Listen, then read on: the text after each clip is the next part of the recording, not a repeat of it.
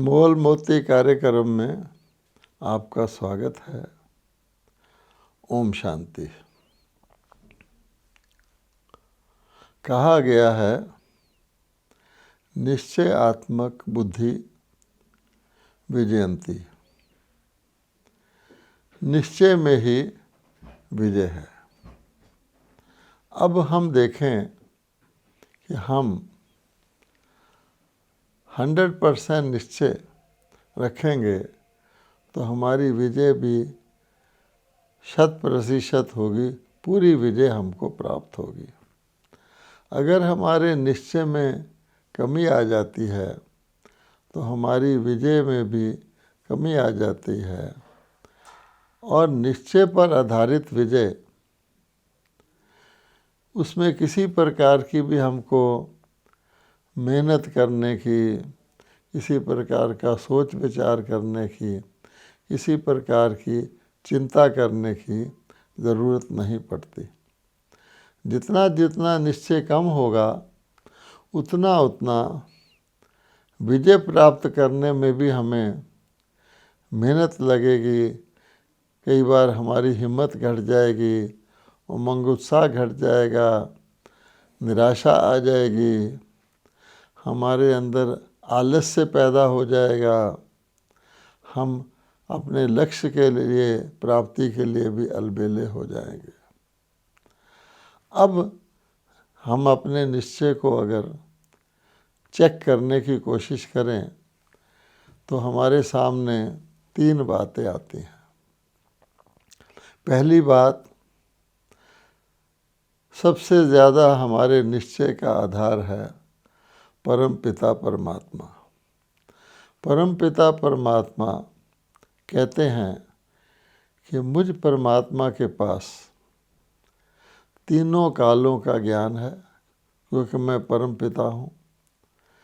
तीनों लोकों का ज्ञान है और मैं सर्वशक्तिवान भी हूँ। अर्थात मैं जो करना चाहूँ और करवाना चाहूँ वो मैं कर सकता हूँ, करवा सकता हूँ, बल्कि करता हूँ और करवाता हूँ। तो परम पिता परमात्मा, उनको सुप्रीम कहा गया है। हम उनकी याद में हमेशा कहते हैं, हे परमात्मा, आप ज्ञान के सागर हो। परमात्मा के अलावा हर चीज़ का सत्य ज्ञान, यथार्थ ज्ञान किसके पास हो सकता है? ये तो हमारी बुद्धि में निश्चय बैठता है। अगर सत्य ज्ञान, यथार्थ ज्ञान है तो परमात्मा के पास है। फिर हम ये भी कहते हैं, परमात्मा आप सर्वशक्तिवान हो। आप जो कुछ भी करना करवाना चाहो करवा सकते हो। सत्य ज्ञान आपके पास है, आपके लिए तो नहीं है, मनुष्य आत्माओं के लिए ही है। आपके पास सर्व शक्तियाँ हैं, आपके लिए तो नहीं हैं, मनुष्य आत्माओं के लिए ही हैं। आप तो ज्ञान के भी दाता हो, शक्तियों के भी दाता हो। गुण जिसमें हम कहते हैं आप प्रेम के सागर हो, शांति के सागर हो, सुख के सागर हो, सर्व गुण भी आप सागर हो। और वो गुण भी आप में अपने लिए तो नहीं हैं, वो गुण हमारे लिए हैं। तो हम मनुष्य आत्मा को डेफिनेटली, निश्चित ही सर्वगुण संपन्न बना सकते हो और बनाते भी हो। इसीलिए जब भी हम मनुष्य आत्मा को किसी न किसी प्रकार की कोई ना कोई ऐसी परिस्थिति जो लगातार आती ही रहती है, जो हमारी हिम्मत से बाहर होती है, हमारे वश से बाहर होती है, हम किसी अनेक प्रकार की युक्तियां और प्रयत्न करते हैं, तब भी वो हमसे नहीं पा सकते। आखिर सारे मनुष्य क्या करते आए हैं? परमात्मा को प्रेयर करते आए हैं, हे परमात्मा ये कर दो, हे परमात्मा ये कर दो। कभी हम अपने आप को अपराधी फील करते हैं, हमने बहुत बड़ी गलती की होती है, हम जानते हैं कि उसका कर्म फल बहुत ख़राब होगा, तो हम कहते हैं, हे परमात्मा हम पर मर्सी रखो, हम पर दया करो, हम पर कृपा करो। हमसे तो गलतियां होती ही रहती हैं, लेकिन आप क्षमा के सागर हो, दया के सागर हो। अर्थात किसी न किसी रूप में हम उस परमात्मा को याद ज़रूर करते हैं, क्योंकि परमात्मा हर चीज़ के सोर्स हैं और दाता हैं। और ये जो कुछ परमात्मा के हम महिमा गाते हैं, उनके अंदर गुणों के सागर की, शक्तियों के सागर की, ज्ञान के सागर की हम अच्छी तरह जानते हैं कि वो सब उपलब्धियां हम उनकी अविनाशी संतान हैं, हमारे लिए ही हैं, और हमें अवश्य वो किसी न किसी समय पर देते हैं, इसीलिए हम उनको याद करते हैं। अगर परमात्मा से किसी को कभी भी कुछ भी प्राप्ति हुई ना होती तो वो परमात्मा को याद नहीं करता। और सारी की सारी मनुष्य आत्माएं किसी न किसी समय परमात्मा को याद करते हैं। जो नास्तिक लोग भी होते हैं, कभी कभी उनके भी मुंह से निकल सकता, ओ गॉड, हे परमात्मा। इससे पता लगता है कि नास्तिक हम जिसको कहते हैं वो वास्तव में थोड़ा बुद्धिजीवी होता है।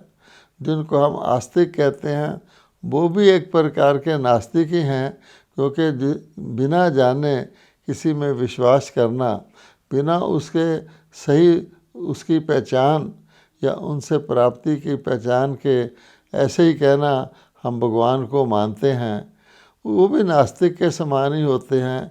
क्योंकि कहा जाता है भगवान को तो मानते हैं लेकिन भगवान की नहीं मानते हैं। एक पर व्यक्ति परमात्मा को परम कहे, हर चीज़ में सुप्रीम कहे, और उसकी माने ना, तो मानना ना मानने जैसा हो जाता है। तो नास्तिक भले एक प्रकार से, क्योंकि वो सीधा तो बोल देते हैं कि हम आपको जानते नहीं, हम आपको माने कैसे। जब हम आपको जान जाएंगे हम आपको अवश्य मान जाएंगे। खैर, ये विस्तार की बातें हैं। फिर हम उसी बात पे आते हैं, निश्चय आत्मक बुद्धि विजयंती।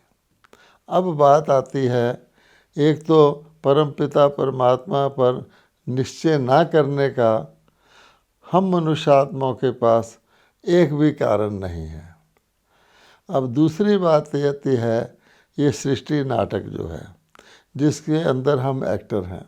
सृष्टि नाटक बिल्कुल एक्यूरेट बना हुआ है, हूबहू। उसमें कोई भी जैसा है, जिस प्रकार के बना हुआ है उसी प्रकार के उससे उसको चलना है। उसमें कोई भी परिवर्तन हम नहीं ला सकते हैं इसमें, क्योंकि ये परमात्मा की रचना है और अनादि अविनाशी चलता रहता है। अर्थात ये पहली बार ये सृष्टि नाटक का चक्कर नहीं चल रहा है, ये अनगिनत बार चलता आया है। जैसे दिन रात का चक्कर अनगिनत बार चलता आया है। तो इस वक्त मान लीजिए सायंकाल है, तो कोई ये कह दे कि सायंकाल के बाद रात्रि नहीं आती, प्रभात आता है, इसको कहेंगे निश्चय की कमी। हर व्यक्ति ने अपने जीवन में अनेक दिन और रात के चक्कर देखे हैं और वो 100% निश्चय से कह सकता है कि अगर सायंकाल है, इसके बाद रात्रि आना अवश्यम भावी है, इसके बाद दोपहर या प्रभात नहीं आएगी। और अगर रात्रि है, इसके बाद सुबह आना अवश्यम भावी है, इसके सुबह की बजाय इसमें उल्टा सायंकाल नहीं आएगा। इसको कहते हैं सृष्टि नाटक में निश्चय। जैसे दिन और रात का चक्कर हमने अनेक बार देखा है, तो हम निश्चय से कह सकते हैं। वर्ष का चक्कर भी हमने अनेक बार देखा है कि वर्ष के अंदर 4 प्रकार के मौसम होते हैं, तो हम निश्चय से कह सकते हैं कि वर्ष में गर्मी है तो सर्दी आगे ज़रूर आएगी, और सर्दी है तो गर्मी ज़रूर आएगी। बीच में बहार का मौसम भी आएगा, खिज़ां का मौसम भी आएगा। अगर इसी बात को हम एक्सटेंड कर लें, आगे बढ़ा लें, तो सृष्टि भी का चक्कर भी इसी प्रकार से चलता रहता है। और क्योंकि ये अनेक बार चला है तो हम समझ सकते हैं कि जो कुछ हो रहा है अनेक बार हुआ है तो ज़रूर ये बिल्कुल एक्यूरेट है, क्योंकि कोई नया नहीं चल रहा है, ये रिपीट हो रहा है।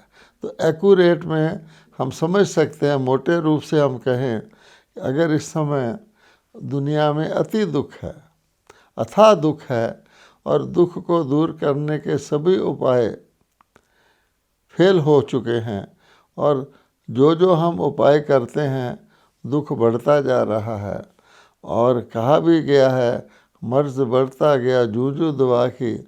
लेकिन ये पक्की बात हम समझ सकते हैं कि दुख के बाद सुख का ही टर्न है। कलयुग के बाद सतयुग ही आएगा, कलयुग के बाद जंप करके द्वापर नहीं आ जाएगा। ये बात भगवत गीता में भी कही गई है कि 3 गुण होते हैं, सतोगुण, रजोगुण और तमोगुण।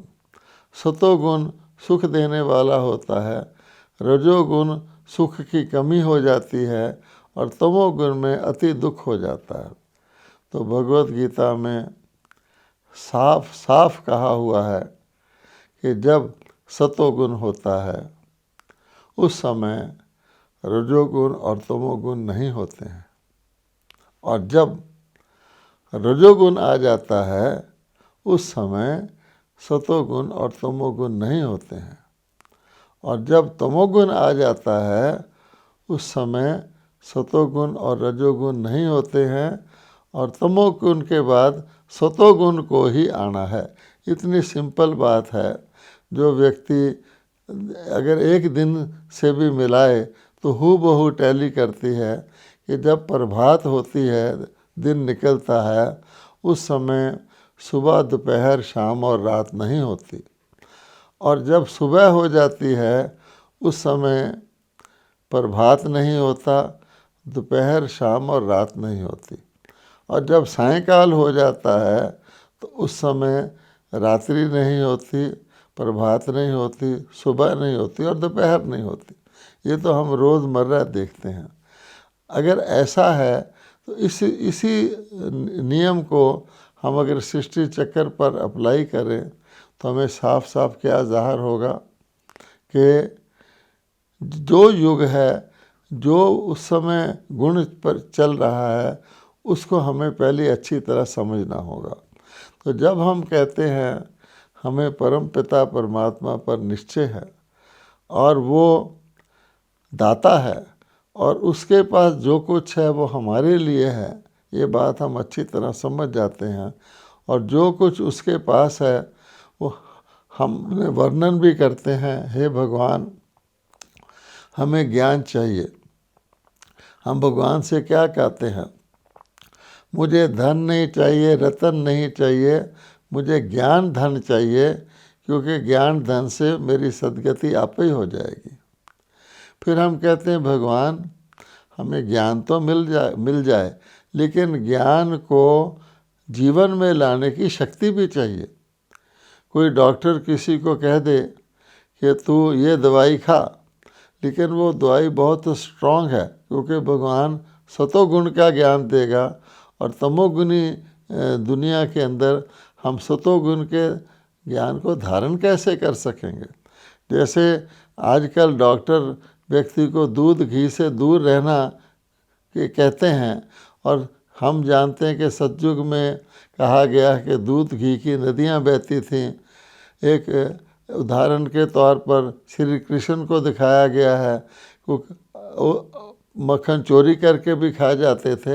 अर्थात सतोगुणी कहा जाता है शेरनी का दूध सोने के बर्तन में धारण होता है, तो तमोगुणी बुद्धि में सतोगुणी ज्ञान कैसे धारण होगा। तो भगवान से हम कहते हैं हमें शक्ति भी दीजिए। डॉक्टर भी स्ट्रांग दवाई के साथ टॉनिक देता है ताकि वो दवाई धारण की जा सके। तो ये सारी बातें हम समझते हैं। अब देखना ये है कि परमात्मा के हमको ये ज्ञान देने का समय कौन सा होगा। दवाई के लिए व्यक्ति को कब आवश्यकता पड़ती है, जब वो बीमार होता है। मैले कपड़े को साफ होने की तब आवश्यकता पड़ती है जब वो मैला होता है। सोने को सुनार के पास ले जाके पिघलाकर पुनः 24 कैरेट का बनाने की तब आवश्यकता होती है जब उसमें मिलावट होती है। सार में हम कहें कि आत्माओं को ईश्वरीय ज्ञान की आवश्यकता कब होती है।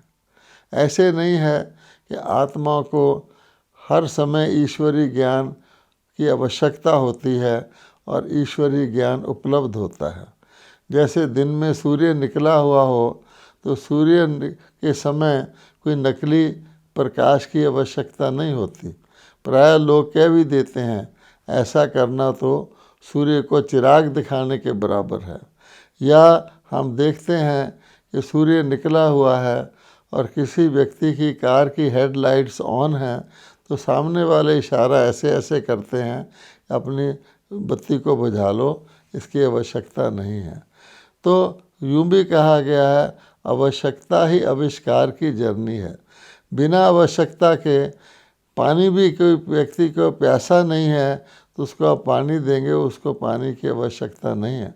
अगर उसने अभी अभी पूरा पानी पी लिया है उसको आप कहें और पानी पी ले तो उसको आवश्यकता नहीं है।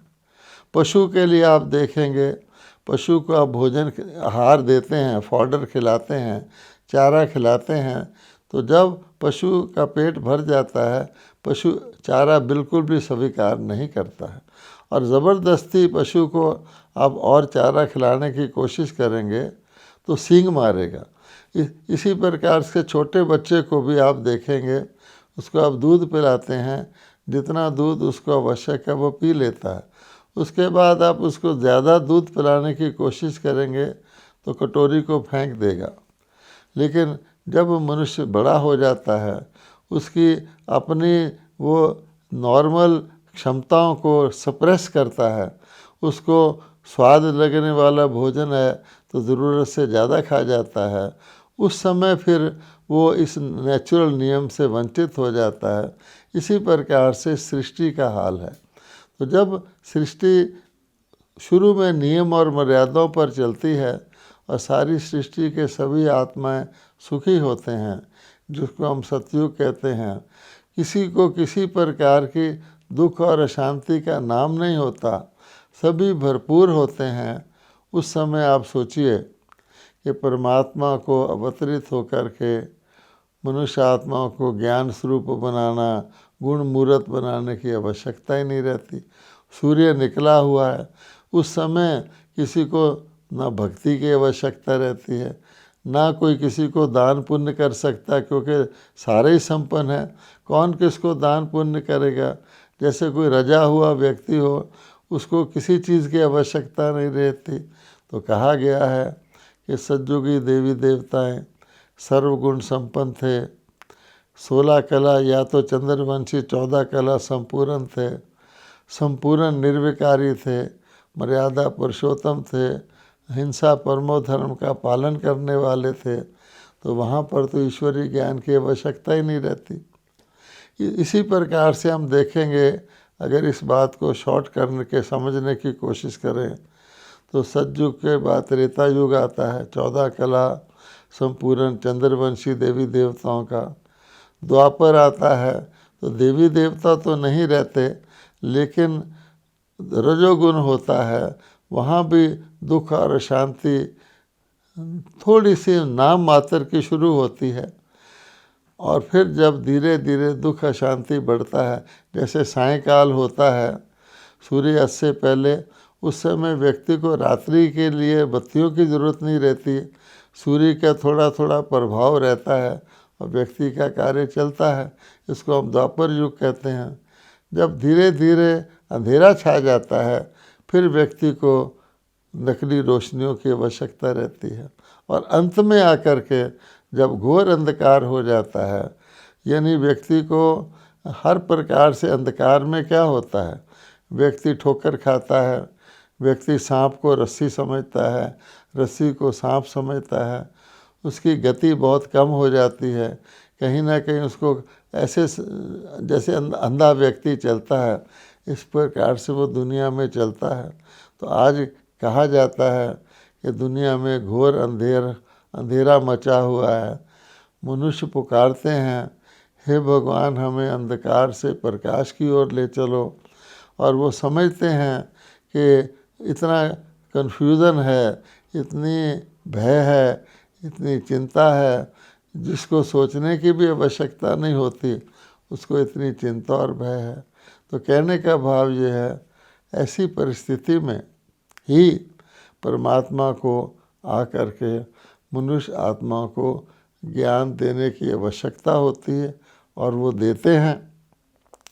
और उन्होंने, अगर आप भगवत गीता को उठाएंगे तो परमात्मा ने प्रॉमिस किया हुआ है कि जब ऐसा समय आ जाएगा, पहले परमात्मा कहते हैं देखो कि मैं परमात्मा अवतरित होकर के यदा यदाय धर्मस्य ग्लानिर्भवति भारत, कि जब जब भारत में इस सारे बिल्कुल सारी मर्यादाएं, धर्म इत्यादि गुम हो जाते हैं और अधर्म फैल जाता है, उस समय में आके अधर्म का समाप्ति करता हूँ, अंधकार को दूर करता हूँ, और धर्म रूपी रोशनी या प्रकाश, जिसको हम ज्ञान प्रकाश कहते हैं, जिसमें ज्ञान गुण दिव्य शक्तियाँ सब आ जाती हैं, उसकी पुनः स्थापना करके अच्छी तरह से मैं जाता हूँ।